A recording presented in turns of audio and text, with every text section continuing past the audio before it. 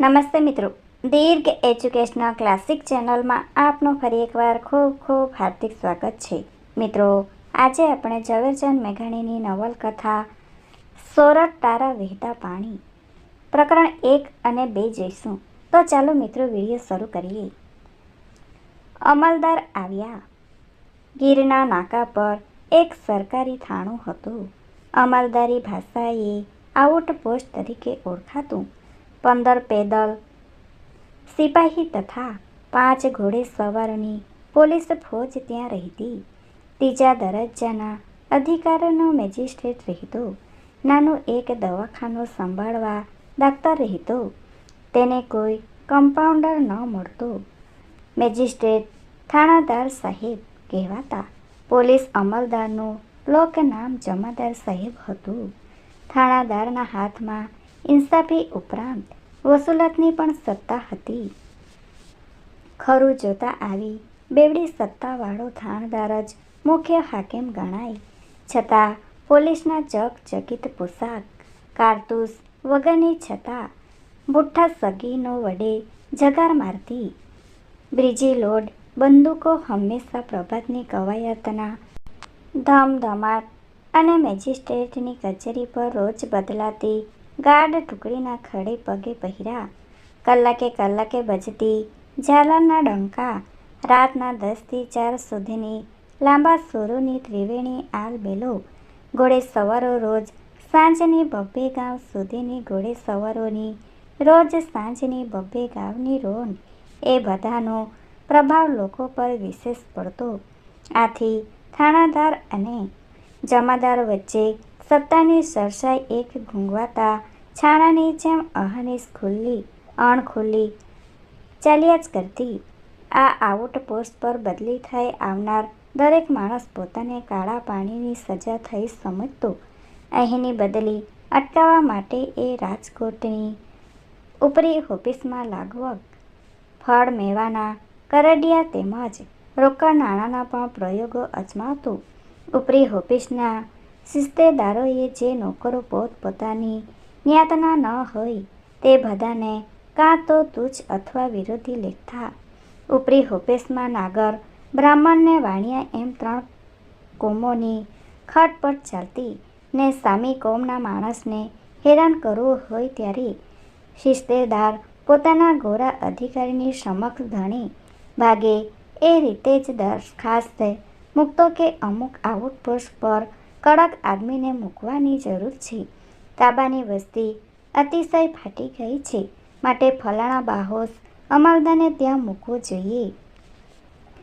અંગ્રેજ અધિકારીઓએ તે કાળમાં ઘણું ખરું લશ્કરી ખાતામાંથી જ આવતા તેઓને કડક બંદોબસ્તની વાત જલ્દી ગળે ઉતરી જતી. શિસ્તેદારનું નિશાન ખાલી જતું નહીં. શીતળ નામના સ્ટેશન પર 2 દિવસોથી બળદગાડા છૂટેલા હતા.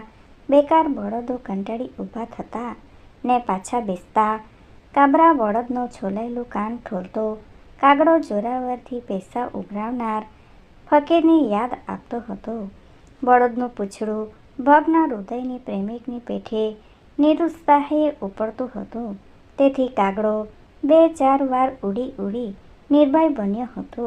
બંને ગાડા ખેડૂ કણબીઓએ પોતાના બળદ પાસે નરેલી કડબ ખાવા આવતી બાડી ગાયને હો હો ગાવડી કહી હોકરવાનું ય છોડી દીધું હતું.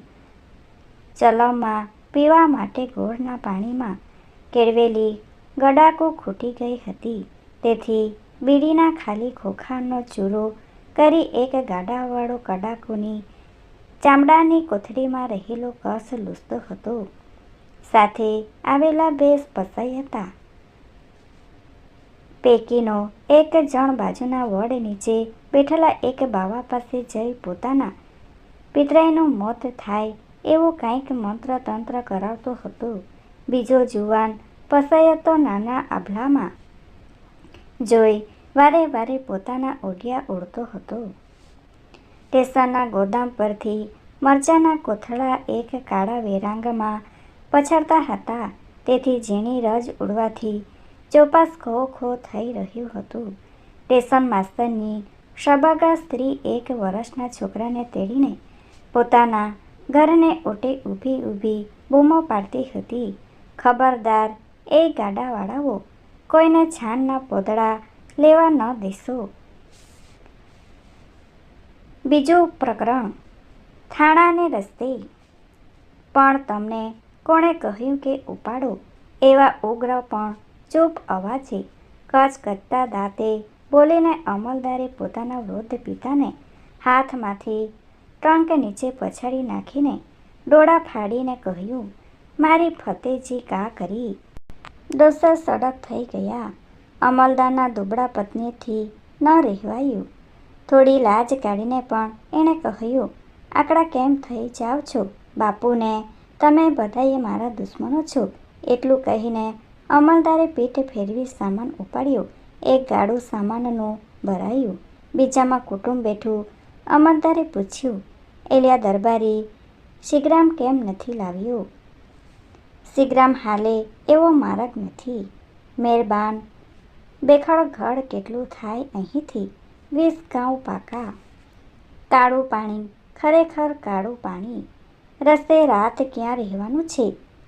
દેવકી ગામ. તૈયારી રખાવી છે 2 ઠેકાણે. ક્યાં ક્યાં? દરબાર અમારો પટઘર કહે કે જમાદાર સાહેબ મારા મહેમાન થાશે. સામી પાટીમાંથી રૂખડ શેઠ હઠ કરી છે કે મારે ત્યાં જ ઉતારીશ. રૂખડ શેઠ કોણ છે? વાણિયા છે, પણ કાઠીઓનું પીર છે. હા, મહેરબાન. એણે દીપડો ચીરી નાખ્યો. એ વાત સાચી. સાચી. ધારોડ ધરતી ઉપર અદ્ધર ચડી નીચે પછાડે જતા એ ગામડામાં બીજા સર્વે ચૂપચાપ થાકમાં બેઠા હતા. દીકરીનું નાનું બાળ બફાતું હતું. ગાડામાં છાયાના લાકડે માએ એક ખોયું બાંધી આપ્યું. તેમાં બાળક ફોંગડાતું પણ ઊંઘવા લાગ્યું. ડોસા ડોસી બેઉ સંકળાઈને ખૂણા તરફ લપાઈ ગયા હતા. કાચી સુવા વડે ઉઠાવી પડેલી દીકરીને આરામ આપવા મથી અમલદારની પત્ની કાંઈક ને કાંઈક હેરફેર કર્યા કરતી હતી.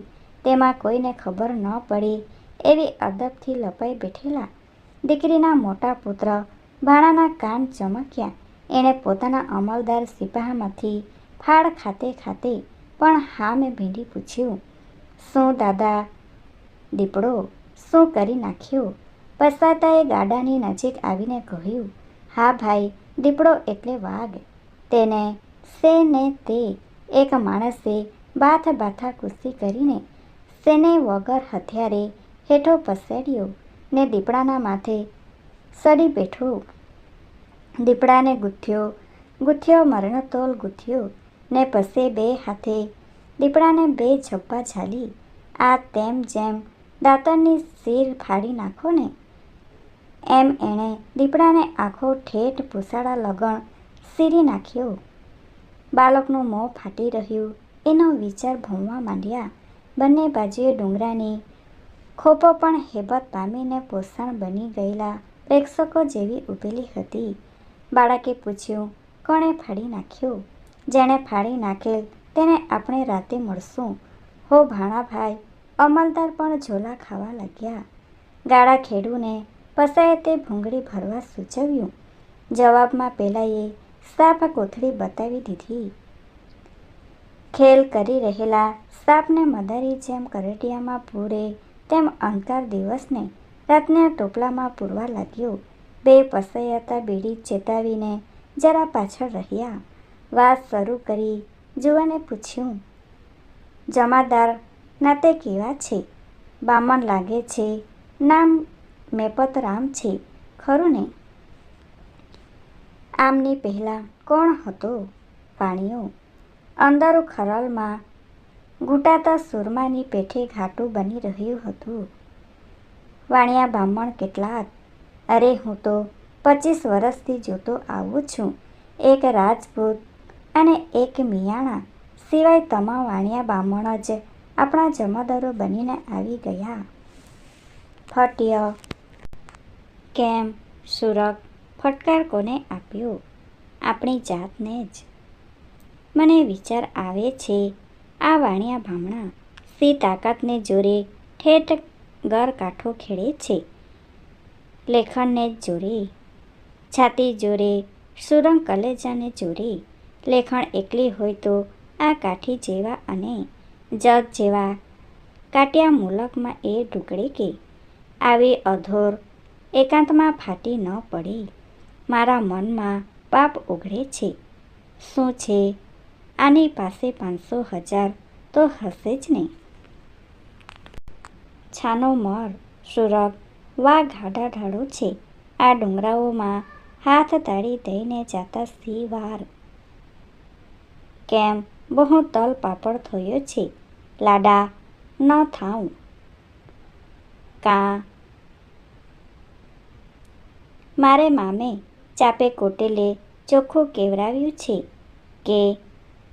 કે કાઠીનો દીકરો એકાદ લોટો ઝાટો ન કરી આવે ત્યાં લગી કાઠીની કન્યા ફેરો કોની હારે ફરે? બકાલની હારે. હા, એ વાત સાચી. સુરગ હવે તું મન સુબા કરો છે એ સમજાણું. તમે હારો છો એટલું શું કરું? મોટો પસાયો તો મૂંગો રહ્યો. અંધારું પણ એની સાથે જાણે કશોક સતલસ કરતું હતું. સાંભળો છો આપા મામૈયા કે ઝોલે આવ્યા? જુવાને બુడ్ડાને પૂછ્યું. આમ પળ ઘરડા ક્યાં લગી કરવા છે? સરકારી ટપાલા બીડા ખેંચે અવતાર નહીં નીકળે. કરને ઝપટ. સાચે સાચ જરીક પાછળ પડી જાશો. આ બામણું થોભિયા વધારીને બેઠું છે, પણ હમણાં એક હાથ ભેગું એનું પેંડું જીક નહીં ઝીલે. ઠેકડી કરસ કે સાચું કહેશે સુરગ? ઠેકડી તો મારી કરો છું આપા. કેટલો ભાગ? અડધો અરધ. અજમાવ ત્યારે. તમે હાકટા કરશો? આપણે ઝાઝા જણ છીએ એમ દેખાડીએ. ભલે, પણ મારા હાથ પગ મારા ફેટાથી બાંધતો જા. સુરગ પસ્તાતાએ મોટેરાના શરીરને જકડી લીધું. પછી પોતાના હાથમાંની કાળી લાંબી ડાંગને એક સળગતી દોરી બાંધી બંદૂકનો દેખાવ કર્યો ને પોતે તલવાર ખેંચીને ઉપડ્યો મામાની દીકરીને પરણવાની લાયકાત પ્રાપ્ત કરવા. Thanks for watching. Please subscribe my channel. Thank you.